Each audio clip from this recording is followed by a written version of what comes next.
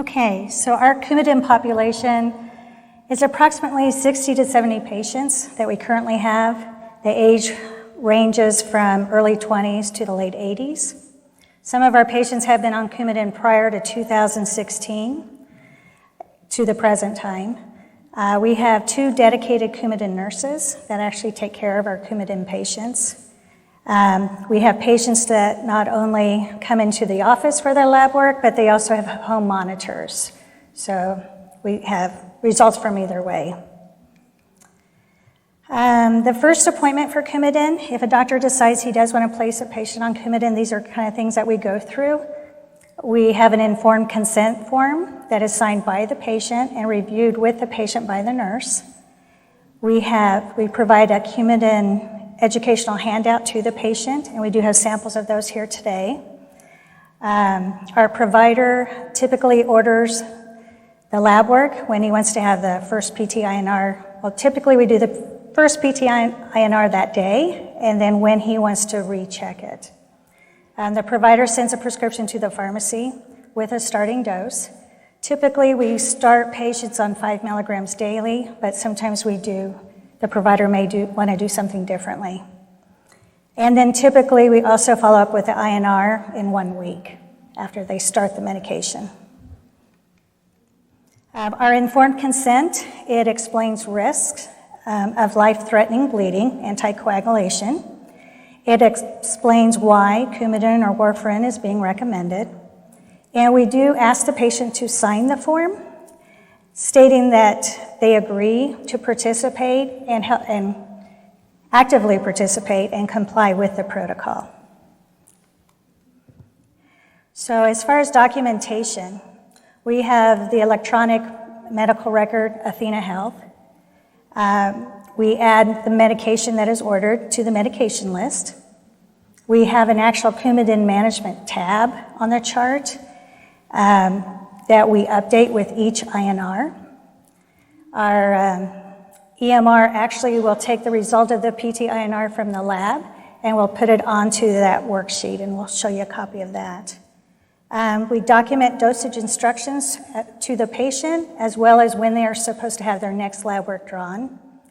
And the lab results are then sent to the provider after we've given the instructions to the patient. So the provider is also in the know of what is going on with their patient.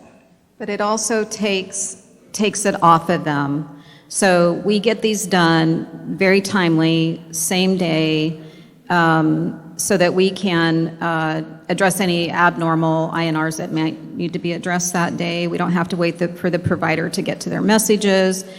And they 100% have learned to trust the protocol that we have in place. So this is what it looks like in Athena. Whenever we put in, it'll give their INR lab. So this one is 1.6. It tells us under dosing what they're actually on. And then we ask them questions every single time that we talk to them. So even if it's 1 week later, we go through all these questions, and that'll be coming up on another slide that I'll go through with you. Then there's a patient instruction side, and it tells us what we did. We had to increase this patient by a percentage. Our protocol talks about percentage increases or decreases, and I'll show you what that looks like as well. If we want to send them a letter, we do it based off of that page you saw before. So in bold letters, it tells the patient exactly what they're taking. So if we've had to do new dosing on them, I will actually circle it, highlight it somehow for the patient when they get it. And then under patient instructions, it tells them when they're needed to come back in. And upcoming appointments, we typically will already have made their 2-week lab for them, so it'll give the date and time of their lab. So when we're talking to them, I will always ask the patient, are you okay coming in on Monday the 14th? Yes. Do you want morning or afternoon? Like, I try to let them tell me what is most convenient for them, because this is something that we can work around their schedule for. Okay. The other thing about Coumadin or Warfarin, no matter what company has put the tablet out, they might have different shapes, but they will always be the same color. So if a patient says their tablet is blue, then I know 6 milligrams or 4 milligrams, whatever color the tablet is. And that's something with our elderly patients, they get confused on what they're actually taking, because I'll say, are you on 5 milligrams? And they're like, well, I take 1 tablet. And so this helps us decide what they're actually on, and we record it each time that we talk to them, what they're telling us. These are the questions that we ask them every single time, even if their levels are within the range. So typically the range is 2 to 3. So if they're 2.3 and they're stable, we still ask them, did you miss any doses, or did you take too many doses? Have you noticed any excessive bleeding or bruising that's not normal for you? Any shortness of breath? Any headaches, pain or swelling? Have there been any changes in your meds? Any big diet changes? And overall, how you feel. So a big thing that affects your INRs is your diet. So when we initiate a new patient, I don't say to them, we have to put you on this strict diet. I tell them, you eat the way that you always eat, and we will adjust the Coumadin around what you normally do. You will have way better compliance with that, and they'll be upfront with you on that. You know, if they eat 2 salads a week, then we deal with that. And if they're consistent with their diet, then we can still get them within therapeutic range.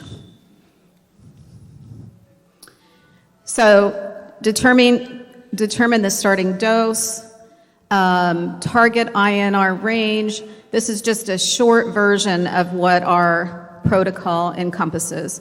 So the nurse will contact the patient with the results. So the patient came in, saw the doctor ordered an INR. Now we're calling the patient, telling them what the results are.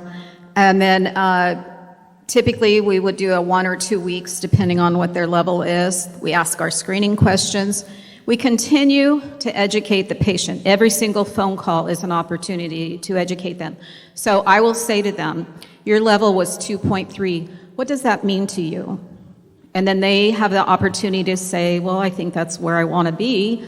Yes, that's where you want to be. And then if they're 1.5, it's an opportunity to say, this is putting you at higher risk for blood clots. So we want to get you up to 2. And then, so continuing to educate the patient and have them repeating it back to us.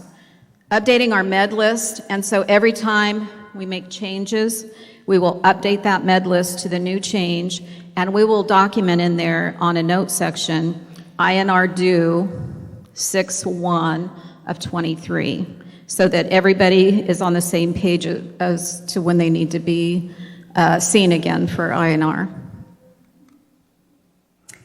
So on our outcomes, we audited 69 Coumadin charts, and these were 69 patients that they were on Coumadin from November of 2016 through July of 22. We had a Coumadin management protocol, but as far as fine-tuning it in our process, we developed that in May of 2018, and we still follow that today. Right now we have dedicated 1 to 2 nurses to provide care and oversight. They each have their own number of patients that they contact every 2 weeks or once a month or whatever, but they each have their own number of patients, so they are able to have that good rapport with them, and hopefully that patient learns to trust them as well. So before we go on, this is where I'm going to interject what happened. Learn from my mistake on this. So I had a dedicated nurse doing our Coumadin clinic. She was the only one that did it. In fact, she didn't want anyone touching it. She was the only one that could do it. And I was like, yay, I don't want to do it. So I just left it go. That should have been a first red flag for me, that they don't want to share with anyone else what's going on in that world. So what happened is overnight, she was gone from the clinic, and I'll just leave it at that. And I gave it to, at that time, my charge nurse, his name was Angela, who's very detail-oriented. She took that, yeah, sure, I can do this. 2 days later, she came to me almost crying, saying, I cannot do this. Nothing has been monitored. These patients aren't coming in when they should. I don't want my name on any of this.